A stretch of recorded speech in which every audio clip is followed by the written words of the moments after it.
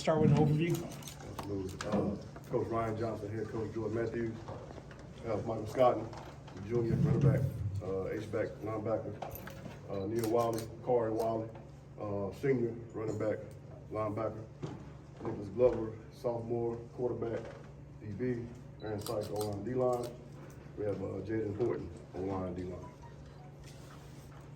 All right, Coach, this is year 3 for you, isn't it? Yes, sir. Why did you decide to come coach at JM? I walked these halls 20 years ago, so it was something that opportunity to do. I was very successful where I was at Burlington Cummings, but this job came open.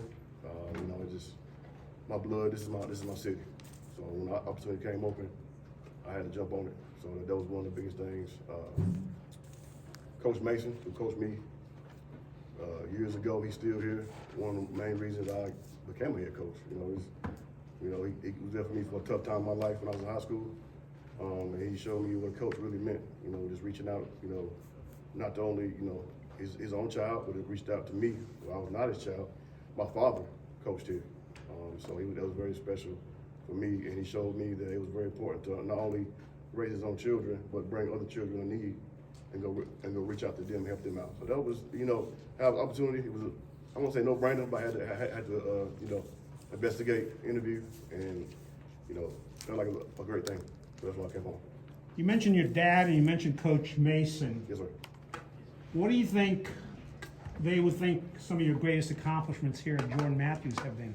Not quitting. It's hard when you're not winning. So that's, when people may laugh at that simple answer, but it's tough. It's tough to come to a place that's been struggling.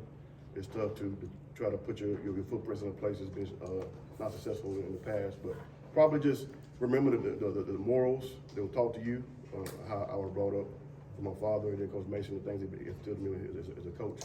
So just probably seeing it in fruition and visual, like, wow, I taught that kid this. Now he's a grown man and giving it back to other kids. So that's probably the biggest thing. What's the biggest, what are the few things in the last 3 years that put the biggest smiles on your face? I'm gonna brag on this kid right here. He came in with me. He was a freshman. I walked in the door a week before my first game. He was there, bright eyed, bushy tailed, no idea what was going on. Played in every varsity game, had no business being out there. And if I was him, I don't know if I was him, I'd come back. He came back. He's now a junior, one of our captains. This young man right here put a smile on my face after my season. Because I know he could have quit. But every year, he's gotten bigger, taller, stronger, faster, and he's doing one of our key points. So I look at Mike Scott, that makes me smile. It seems that you're not just coaching in football. What other things are you coaching out there when you're talking to them? It's bigger than football. I said that day one. We do a lot of faith stuff, FCA, coach, Mr. Smith, Reverend Smith. I won't mention him again, Coach. Josh. He does a lot for us, FCA. Every year we go to FCA camp. We talk about faith a lot. There's no pressure, but these guys buy in.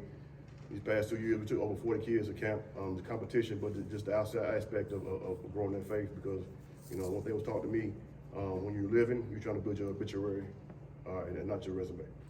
That's more important than anything. So I'm trying to teach these guys that aspect of life and try to be help them to grow and be grown men, better fathers, better sons when they get out in the real world. Before you came up, we talked a little bit about the fact that Chatham County does not have a middle school program. What are your feelings about that? Well, I think Coach Little touched base on this. It's definitely a problem. I'm not the type of guy that comes to a situation or a job and say, hey, this is the problem. You got to have a solution. So my biggest thing was not just me, but this community people. When I first got the job, I wanted to talk to people that have either tried to restart middle school program, 14U, have a conversation with, rest in peace, Don Bean, one of the guys that I really talked to. We sat down for hours before his passing. And he's one of the guys that trying to restart things a few years back. So we kind of, I'm in a blueprint with that, but my biggest thing was to have something in place. Okay, if the county doesn't have it, doesn't offer it, you control your controllers. So now as a coach or community people come together, we can create something that bridges that gap. Because to be honest with you, that hurts to do at Matthews. Other places in Chatham County may hurt, but it hurts us really big. We don't have that middle school aspect. So my JV team, we have having about 6 or 7 years, is basically that 14U team from last year. They know our system, they know our coaches, they know what we expect. So that's a big deal for us to have a JV team this year. Those guys are already gelling and being successful. You mentioned Don Bean. A lot of folks in the county have been around for a while, know him. He used to write for the Chatham News and Record, and he was involved in a lot of things geared towards kids. Right. In fact, the jamboree that you just had last week is named in his honor. What are some of the bright spots that you saw during that jamboree this past week? We played a previous jamboree that Wednesday, Western Guilford, against Lexington, Western Guilford, and Atkins. From that jamboree to ours, we have on Friday, offensive line. Huge improvement. If we're going to be anything this year, it's going to start with Mr. Sykes, Mr. Horton right there, and gearing up our offensive line. So we had a lot of trouble Wednesday, pass protection, just blowing assignments. It could have been going against a different color the first time. Friday night, we seemed locked in for the most part. We were able to move the ball with Neil Wiley, who was a bright spot from Friday night. Had several long runs. We were able to protect Neil Glover. Nick Glover. I'm joking with you, man. Nick Glover, protect him in the pocket. He had a lot of beautiful balls and completions. So the biggest probably improvement was Friday night with offensive line. You mentioned your JV team, and again, before you came up there, we were just talking about the fact that Siler City is not having a rec league football league this year. However, it looks like there is a summer camp. What's your involvement with that? And people can still sign up for that summer camp, can't they? Absolutely. It's open through August 25th. So South City decided, again, control controls. South City decided not to have a youth league of 6U or 12U. So had an opportunity to speak with a town manager as well as Tyler Stinson, who's over the rec department, and we'll be able to put something together for these guys to have something in-house and locally. They want these guys not doing anything. So my involvement is basically, just being around, being a vocal and a visual person, helping out as much as I can, just let them know that Jordan Matthews football is here to support whatever they're doing as far as the recreation department. And just making sure that there's a strong notion, strong understanding that football in this city is not going away. Or whatever keeps happening, okay, we're still going to keep driving in there. Well, the other thing too, I think admission's gone up to $10. However, if you're a Jordan Matthews student, you can get in for $5 this year. Is that not right? Yes, athletic director and Ms. Burko, our principal, have agreed to that. So we'll make sure everybody knows that $5 for every student. We want to pack the house, and we'll make sure that they see blue on Friday night. All right. You mentioned the improvement on number 7 right there. Can you tell us a little bit about the improvement that you've seen among all the other players? Okay, Neil Wiley joined us last year late, but that was year before when it went Neil. He actually, our last time we played in the Jack Schreiner, the Jamboree in Northwood, he wasn't playing football at all. And he saw us play that night. He walked up to me and said, "Coach, I play football."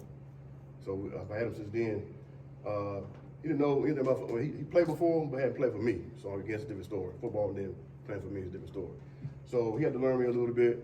Last year, made some good things, good runs. So far, off-season, spring, summer, he's been one of the bright spots. Running back, he's made some huge runs in our 5 games he played. So huge improvement from a year and a half ago. Nick Glover started us as a freshman, as a baby. As a freshman quarterback, coaches know there's going to be some ups and downs. Sadly, say last year had more downs than ups, but he's worked hard in the spring, the summer. He's one of the guys that keeps everybody together. He's the guy that calls people, "Hey, come to the field. We're going to throw the ball around, do some reps." This is the guy always calling me about the weight room. "Okay, we'll get in the field house." He's the one. So he's kind of getting everybody together, coming together. His mechanics, being a quarterback, is night and day. I mean, it's beautiful. He's worked very hard all season. So hopefully, get to these 2 hog heads. Hopefully, we can protect it this year, so he can do his thing right there. Aaron Sykes played for me my first year here. Didn't have been played last year, but he's a senior now. He's one of our better linemen. He's been to a lot of camps this summer. Got a lot stronger. Still working on his speed with his feet, but he's very strong. He's very strong and he's very smart. He's part of the anchor of our offensive line. He's playing center. Jaden Horton played for us last year. He's returning this year. He's done a lot of growing up since last year. Some immature times there and there, but he's shown growth over the summer His teammates has recognized that, and they voted him one of the team captains. So I'm proud of this kid. Hopefully he continues to grow.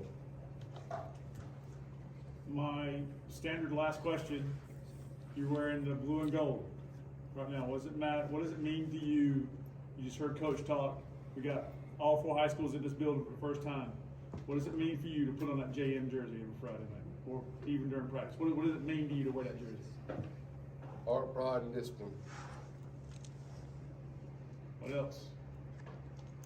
Number 60, what'd you think? One word. What does it mean?